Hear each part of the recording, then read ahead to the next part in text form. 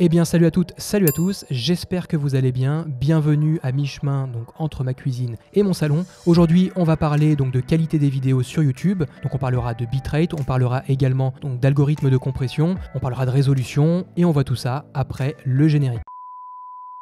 Alors cette vidéo m'a été inspirée donc par une abonnée qui m'a posé une question assez intéressante. En l'occurrence, donc c'est une abonnée qui fait des vidéos de VTT, donc ce sont des vidéos qui, je présume, vont assez vite. Et donc cette abonnée m'explique que lorsqu'elle upload ses vidéos sur YouTube, eh bien la qualité n'est pas au rendez-vous. On a de la pixelisation, on a des blocs. Et donc sa question, c'est comment je peux avoir donc des vidéos de bonne qualité sur YouTube. Donc il y a plusieurs choses à prendre en considération. Donc la première des choses, c'est déjà le fichier. Donc le fichier que l'on va exporter de DaVinci Resolve. Donc au niveau de la résolution, au niveau également de son bitrate, également aussi au niveau du codec, au niveau du format. Donc ça c'est une première chose. Et la deuxième chose, c'est également l'algorithme de compression de YouTube. Donc ce qu'il faut comprendre, c'est que YouTube a deux algorithmes de compression, un qui s'appelle AVC1 et l'autre qui s'appelle VP9, donc VP9. Et évidemment, ces deux algorithmes de compression n'offrent pas la même qualité. Donc on va d'abord commencer par DaVinci Resolve. Donc au niveau de la vidéo, donc on est sur une vidéo de drone. Donc je vous montre ce que ça donne sur mon écran. Alors peut-être que l'algorithme de compression YouTube vous donnera un mauvais rendu là sur cette vidéo que je tourne avec OBS, mais en tous les cas, sachez que sur mon PC, donc la vidéo a une qualité qui est vraiment parfaite et on n'a aucun souci. Pour illustrer mon exemple, ce que j'ai fait, c'est que j'ai exporté ma vidéo avec différents paramètres. Donc les premiers paramètres que j'ai choisis, donc ce sont les paramètres YouTube qui sont proposés directement dans DaVinci Resolve. J'ai nommé cette vidéo paramètres YouTube. Donc on est sur une résolution de 1920 par 1080. La fréquence d'image est 29,97. C'est pas forcément une fréquence d'image que je recommande. Restez plutôt sur du 25, sur du 30 ou sur quelque chose de supérieur, mais ces fréquences d'image avec des virgules 97 machin, c'est pas super. Dans tous les cas, à l'époque, j'ai tourné cette vidéo en 29,97, c'est trop tard. Au niveau du format, donc j'ai choisi le format MP4. Au niveau du codec vidéo, j'ai choisi le H264. Au niveau de l'encodeur, donc on est en natif. Si vous êtes sur DaVinci Resolve, la version gratuite, vous aurez l'encodeur natif. Donc j'ai ajouté cette vidéo pour faire un rendu et on va tout de suite voir ce que ça donne. Alors avant d'ouvrir la vidéo, la première chose que l'on va faire, c'est que l'on va faire un clic droit sur la vidéo. La vidéo pèse 6,36 mégas, donc c'est vraiment pas beaucoup.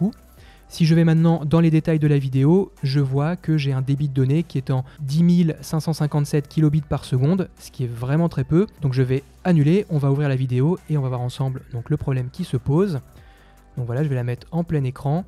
Donc voilà le problème qui se pose. Si on regarde au niveau des nuages, donc on voit qu'on a des blocs, on a de la pixelisation, c'est vraiment très moche. On perd du détail également dans la vidéo. Dans le fond également, on perd du détail. Les arbres sont beaucoup moins bien dessinés. Donc si on upload cette vidéo directement sur YouTube, on a déjà une vidéo qui est en mauvaise qualité. Clairement, avec la compression encore derrière de YouTube, on va avoir quelque chose de catastrophique. On verra rien et c'est vraiment pas bon. Donc du coup, on va fermer cette vidéo. Voilà. Donc ensuite, je suis passé sur d'autres paramètres que j'ai appelés donc paramètres custom. Donc on va voir tout de suite dans DaVinci Resolve ce que j'ai mis. Donc au niveau du format de la vidéo, on est resté donc sur un format MP4, on est resté sur un codec H264. En encodeur, si vous êtes sur la version gratuite, eh bien vous aurez l'encodeur natif et on verra pourquoi ça peut être intéressant de passer sur la version studio. En résolution, donc on reste sur du 1920 par 1080, donc résolution Full HD et on reste donc sur notre fréquence d'image en 29,97 et cette fois-ci donc au niveau de la qualité, eh bien j'ai tout simplement mis restreindre à 100 000 kilobits par seconde. Donc j'ai fait le rendu, on va aller sur mon bureau, donc le rendu est juste ici. Donc déjà, si je fais un clic droit dessus, que je vais dans propriétés, on voit donc qu'on est à 27 mégas. Donc déjà, la vidéo est beaucoup plus lourde. La vidéo précédente de mémoire, je crois qu'elle était à 6 mégas. Voilà, 6 mégas. Donc là, forcément, on a eu un gain au niveau de la qualité. On est sur du 27 mégas. Si je vais dans détail, eh bien, on voit qu'au niveau du débit de données, eh bien là, on est sur du 45 299 kilobits par seconde. Donc on vient d'augmenter la qualité. On a augmenté le débit, donc on augmente également la qualité de notre vidéo. Si je clique maintenant sur lecture, je double-clique donc sur mon fichier.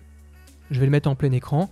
Eh bien on voit qu'on a une qualité qui est vraiment meilleure. Alors je sais pas si vous aurez la même qualité que moi chez vous, parce que forcément cette vidéo sera recompressée quand je vais l'uploader, mais en tout cas, à mon niveau, on est sur une qualité qui est très satisfaisante, on n'a plus trop de soucis au niveau des nuages, on a quand même une image qui est bien définie. Alors sur les côtés, c'est un peu flou, c'est normal puisque le focus était fait vers le milieu. Donc c'est des images d'un Mavic 2 Pro, je crois. Donc du coup, voilà, on a le focus qui est au milieu. Donc là, on a une qualité qui est vraiment meilleure. Maintenant, pour ceux qui sont sur la version DaVinci Resolve Studio, on peut également donc améliorer encore une fois la qualité et cette fois-ci en changeant un seul paramètre. Pour ces nouveaux paramètres, donc j'ai intitulé le fichier paramètres custom CBR pour constant bitrate. Et je vais vous expliquer ce que c'est donc le constant bitrate.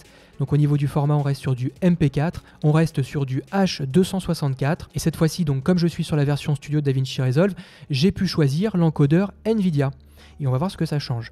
Au niveau de la résolution, donc je suis en 1920 par 1080, fréquence d'image, ça change pas, restreindre à 100 000 kilobits seconde. Le profil d'encodage, donc on est sur du 4.2.0. Et au niveau du rate control, et c'est là que c'est intéressant d'avoir la version DaVinci Resolve Studio, c'est que j'ai pu sélectionner Constant Bitrate High Quality. Ce qui veut dire que je vais pouvoir avoir un débit qui va être constant au niveau donc, de mes différentes images donc, qui composent ma vidéo. Je vais être sur un débit constant. Alors que précédemment, en fait, on était sur un débit variable, c'est-à-dire que DaVinci Resolve, quand il va encoder, va choisir en fait le bitrate qui va être appliqué à chaque image. Et quand on est sur un plan fixe, on n'a pas besoin d'avoir un débit très important parce que quand on a peu de mouvement sur l'image, c'est largement suffisant d'être sur un débit variable, voire sur un débit par exemple aux alentours de je sais pas, par exemple 10 mégabits par seconde. Mais par contre, quand on est sur une image en mouvement qui va vite, on a besoin de beaucoup de données, on a besoin de beaucoup de débit, et donc on a besoin d'augmenter le bitrate. Et donc là, ce qui est bien, c'est qu'avec DaVinci Resolve Studio, je peux choisir le Constant Bitrate High Quality, ce qui veut dire que je vais mettre un débit constant pour chacune de mes images qui composent cette vidéo. Donc j'ai exporté cette vidéo, on va voir le résultat. Donc je retourne sur mon bureau. Là, au niveau du poids de la vidéo, on peut voir qu'on est sur du 67,5 mégas. Avant, on était sur du 27, et encore avant, on était sur du 6. Ce qui veut dire qu'on a encore augmenté la qualité donc, de notre export. Donc je vais faire un clic droit dessus, je clique sur propriété, je vais dans détail et là je vois que j'ai un débit de données donc qui est de, alors je vois pas très bien mais je pense qu'on doit être à 130 170 kilobits par seconde. Donc on est sur une qualité qui est très très bonne. Je vais faire lecture, la qualité de mon côté est encore meilleure. De votre côté, je sais pas si vous verrez la différence, mais là on voit qu'on a une meilleure définition ici. On n'a pas de problème donc au niveau des nuages. On est sur une qualité qui est tout à fait satisfaisante et qu'on pourrait directement uploader. Et logiquement, on aurait un bon rendu. Donc maintenant, on va voir comment on peut encore améliorer la qualité. Donc déjà précédemment, on était donc en constant bitrate avec une limitation à 100 kilobits par seconde, à 100 000 kilobits par seconde. Maintenant, on va voir comment on peut gagner encore en qualité. Donc je retourne dans DaVinci Resolve et ce que je vais faire, eh bien, je vais vous montrer donc de nouveaux paramètres. Donc je vais aller donc dans format et au niveau de mon format, au lieu de choisir MP4, je vais choisir par exemple QuickTime. Donc j'ai choisi QuickTime. Au niveau de mon codec, cette fois-ci, eh bien je vais aller par exemple sur le DNX HR, voilà. Là, je vais choisir au niveau du type, donc le DNX HR HQ. Je vais ensuite, donc au niveau de ma résolution, je vais rester en 1920 par 1080. Et donc là, par défaut, je suis sur un débit constant, donc on va avoir une super qualité. Donc vous me direz dans les commentaires si sur la version gratuite, vous avez également accès à ces paramètres. J'en suis pas sûr à 100%, mais voilà. Donc j'ai réalisé mon export. Donc là, on est donc sur du constant bitrate en DNX HR HQ. Donc si je passe ma souris sur le fichier, on voit que cette fois-ci, on est à 121 mégas donc pour la vidéo. Si je vais juste avant, on s'en souvient, on était sur du 77,5. Je fais un clic droit dessus, je clique sur propriété, je vais ensuite dans détail et là, je vois, donc là carrément, je suis sur un débit donc, de 204 000 kilobits par seconde. Donc maintenant, si j'ouvre ce fichier, donc je ne sais pas si vous aurez la même qualité que moi, mais je vais double-cliquer dessus.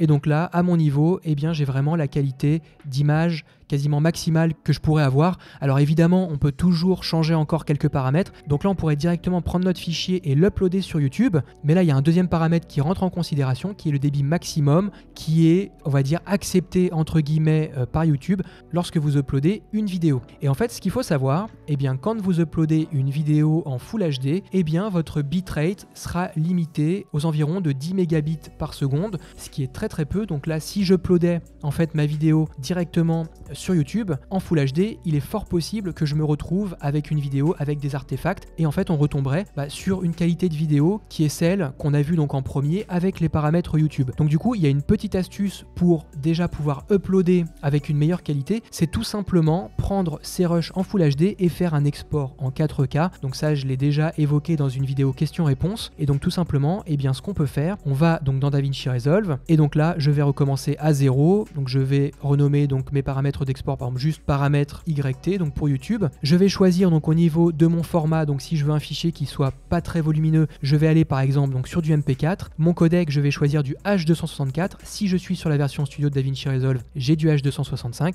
Donc moi je vais choisir juste H264. Au niveau de mon encodeur, donc on part du principe qu'on est donc sur la version gratuite de DaVinci, je vais laisser l'encodeur natif. Et là au niveau de la résolution, on va changer la résolution, on va mettre du 3840 par du 2160. Au niveau de la qualité, on va choisir restreindre à et on va mettre par exemple 100 000 kilobits par seconde. Alors évidemment, YouTube prendra jamais 100 000 kilobits par seconde, mais qui peut le plus peut le moins. Donc nous, on va exporter donc en 100 000 kilobits par seconde. Ensuite, j'ajoute à ma liste d'export. Donc là, DaVinci m'informe qu'il peut y avoir un problème parce que j'ai choisi une résolution supérieure. On s'en fiche, ça changera strictement rien. Vous verrez votre vidéo, il n'y aura aucun souci. Donc on clique sur ajouter. Je clique après sur rendre. Alors moi, j'ai déjà fait un rendu, donc ça sert à rien. C'était juste pour vous montrer donc comment on peut faire donc pour exporter une vidéo donc qui est à la base en 1080, la mettre en 4K. Et l'avantage, c'est que maintenant, quand je vais exporter ma vidéo sur YouTube, YouTube va reconnaître cette vidéo comme étant une vidéo en 4K et va me permettre d'aller sur un débit qui va être beaucoup plus important que sur le débit qui est proposé en Full HD. Donc pour ne pas vous dire de bêtises, je suis actuellement donc sur le site de Google, donc sur le support de Google, et en fait j'ai même été plus optimiste parce qu'en fait quand vous êtes en 1080p sur une fréquence d'image compris entre 24 et 30 images par seconde, eh bien vous aurez un débit maximum de 8 mégabits par seconde, ce qui est très très peu pour avoir une vidéo de qualité. Si vous êtes sur des fréquences entre 48 et 60 images par seconde, là vous pourrez monter jusqu'à 12, mais là où c'est intéressant, eh bien c'est tout simplement quand on est en 4K sur du 24 ou du 25 ou du 30 images par seconde, eh bien on pourra monter jusqu'à 45 mégabits par seconde, ce qui est tout à fait satisfaisant donc lorsqu'on va avoir une vidéo de qualité. Évidemment, quand vous êtes sur des fréquences plus élevées, eh bien vous pouvez aller jusqu'à 68 mégabits par seconde, mais vous allez me demander mais pourquoi tu fais un export en 100 000 kilobits par seconde? Comme j'ai dit juste avant, qui peut le plus peut le moins. Je fais un export en 100 000 kilobits par seconde, je sais que ça va pas être forcément nécessaire, mais au moins ça me rassure. C'est peut-être un peu de superstition, mais au moins voilà, je suis sûr d'avoir une bonne qualité d'image sur YouTube. Donc maintenant, je vous en ai parlé au début de la vidéo, il y a aussi donc deux profils d'encodage, deux profils de compression en fait qui existent sur YouTube, le AVC1 et le VP9. Alors historiquement en fait le AVC1 était réservé, donc c'est un niveau de compression qui est super élevé, qui dégrade beaucoup l'image